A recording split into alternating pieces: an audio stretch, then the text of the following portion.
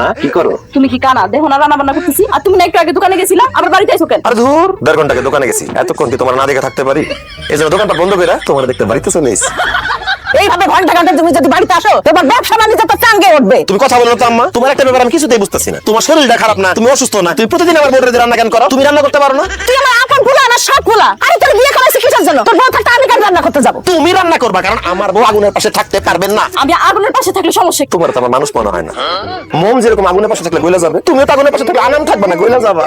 C সি সি সি সি সি। আমার নিজের কান রে আমি বিশ্বাস করতে পারতেছি না। মানে আমার ফুলা তার মার সামনে এই ধরনের কথা বলতেছে। সি। আচ্ছা, তোমার কি লজ্জা শরম কইতে কিচ্ছু নাই? হ্যাঁ কিচ্ছু নাই? তুমি আমার সামনে এরকম কথা বলো কেন? যত ঘরে যাও আমার রান্না করতে দাও। আমি ঘরে যাবো না, আমি রান্না বান্না করি, তুমি ঘরে যাও।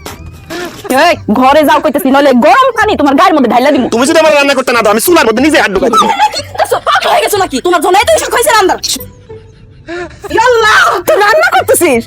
খুদা রে আল্লাহ, তুই বোর এত দরদ বুঝিস, আমার দরদ তো বুঝিস না। এইসব দৃশ্য দেখার আগে আল্লাহ তুমি আমার মাথা ঠাটা ফেলাই না। কিছুই করবো না, এমনি কয়।